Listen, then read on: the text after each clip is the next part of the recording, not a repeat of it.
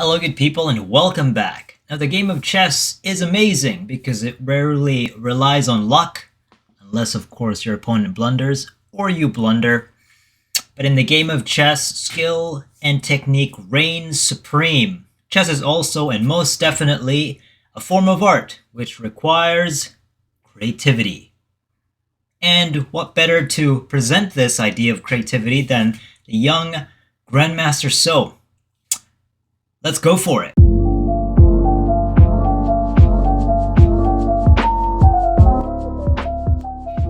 Welcome to Amazing Chess Games, a level up study. So this game took place during the World Junior Championship in 2008 in Gaziantep, Turkey. Wesley So plays as white and Subramanian Prasad plays as black. Now, I know they don't look very much like juniors. I think Wesley is either 14 or 15 here. But hey, the photos look good, I think. Anyways, before I begin and before I forget, if you haven't hit the like and subscribe button, that'd be truly appreciated. You have my gratitude.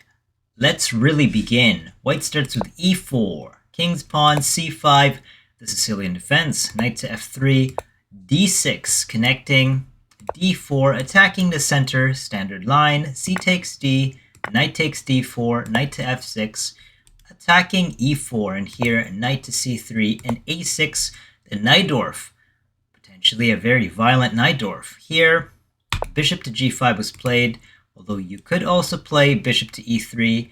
This is a young, ambitious, and hungry Wesley So. So, no pun intended, bishop to g5, now e6, developing here, potentially queen, bishop to e7. f4 was played, just maximizing the assault in the center, in this variation at least. And now knight to d7, queen to g5, preparing the queen in a very interesting line here, or here, and then castle queenside after. Queen to c7. Castle queen by white. And then b5. Fianchetto, also the pawn push to control the c4 and a4 squares. Bishop to d3 was played. Bishop to b7, pinning the e4 pawn because the queen is behind it, or rather diagonal to it. Rook to e1. Now white's development's complete. There's potential x-rays in the future there, but currently that is a closed END file. So black plays queen to b6, hitting the knight here, and here Wesley opens up the position with a razor sharp knight to d5, attacking the queen, and also it looks like he's sacking the knight there on d5. Idea is, of course, this is not unknown in this position. There's two rooks. The king is uncastled, so there's venom to taking this. Let's see. So perhaps you ignore the threat and simply take here. Well, now you have the intermezzo, knight to c6. And, okay, perhaps you want to take here. But now, because of takes with tempo, this is a nightmare and a half for white positionally because the king is in the middle of the board. So say after bishop to e7, then you take. Idea is to threaten this with tempo and also eyeing that. And now knight to c5. Looks like you're out of harm's way, but because your knight is, or rather your bishop's pinned, you simply capture, fracturing this structure here. And after f5, again, I'm just going through the lines. These are like grandmaster lines. You have the defense here. Now takes, you can't take because you're pinned.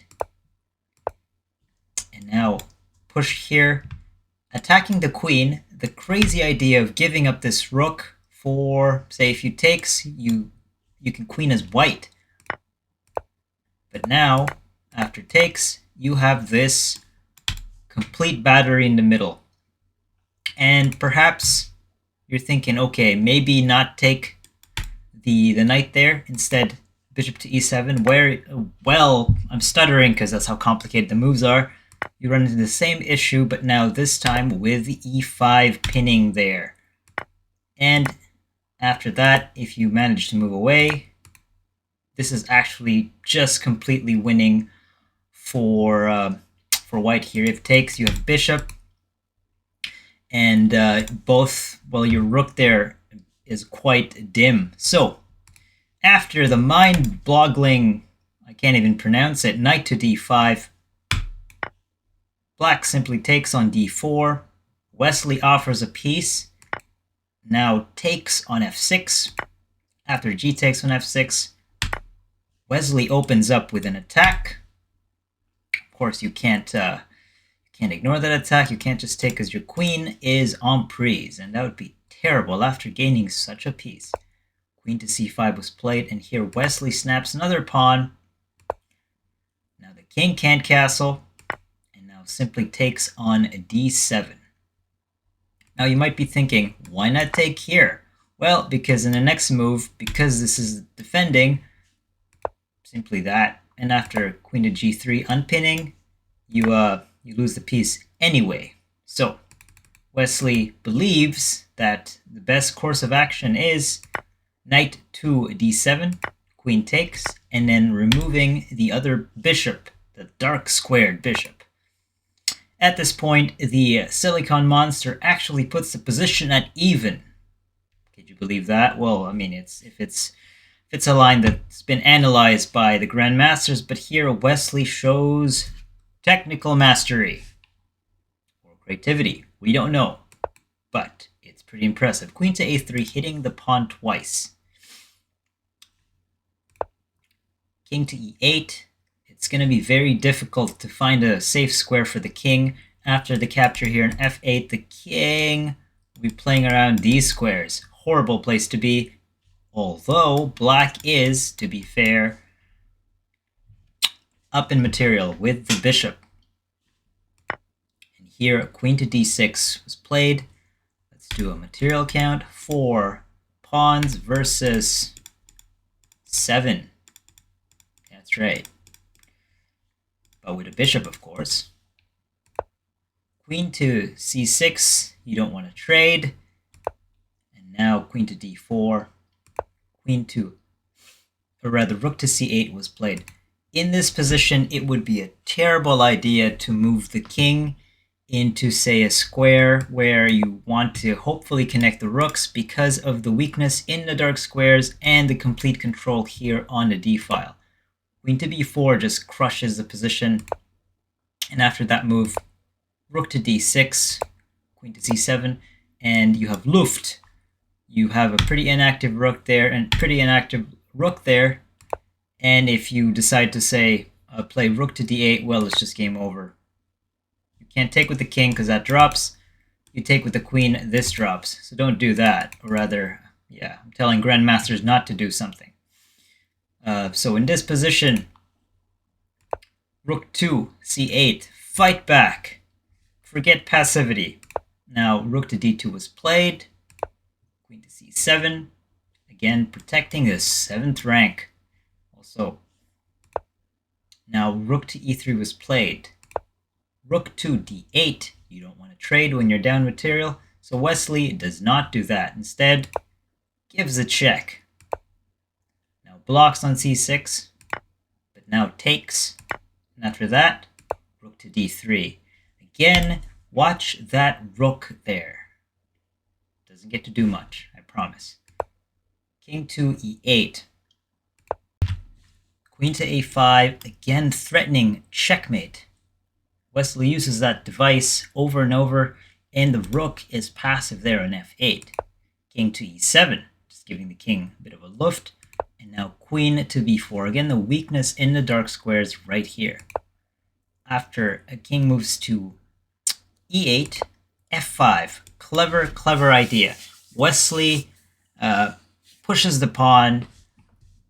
His king is pretty safe here. The bishop is in a nice square, but because the king is on the wrong side of the board and not safely castled in the usual kind of fashion, Wesley begs the question, what do you want to do with that pawn push if you try to take on f5, this pries open. So after, say, e takes on f5, now the king is in a horrible spot.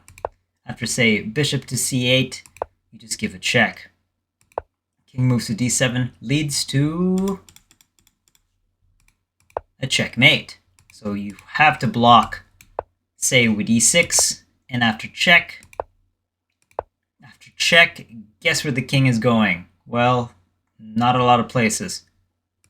After king takes, that's a goodbye rook, and you have an exposed king in there, mind you.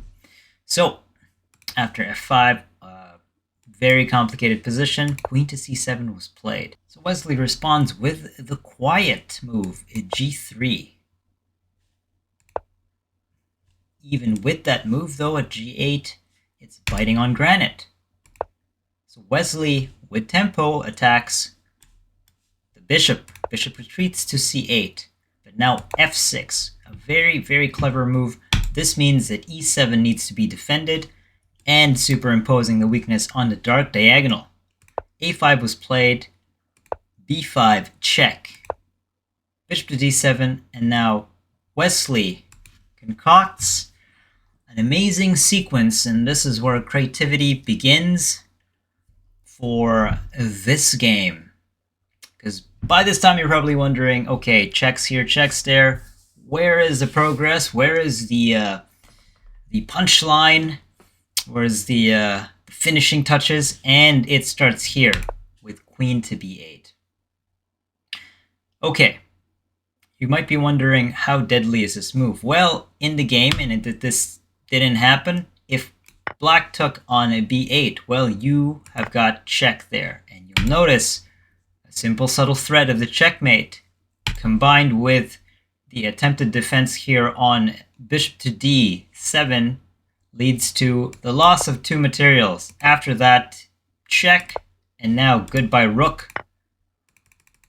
In the game, after queen to b8 check, queen to d8 was played, and after queen to a7, the opponent resigned. Just flat out resigned, and you might be wondering why. Well, the threat next is rook to b8. The thing is, though, say, rook to g5 was played for activity. It looks like you can defend here, but you cannot. Because after bishop to c8, you simply take, and if takes, that's a checkmate. Now, if let's go back to that position.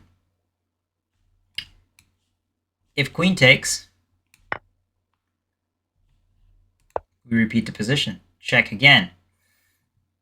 And the thing is, you don't want to block with the queen, so you go to e7. But guess what, ladies and gents?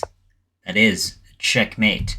Just complete brilliance from, I think he was 14 or 15 then. But that's just, yeah, very masterclass of a performance from what looks like, was it a perpetual? Where did that come from? Just pure creativity, especially with that push on f6. Anyways, I hope you guys enjoyed that, and more chess games from Grandmasters to come, and I'll see you guys in a bit. Peace.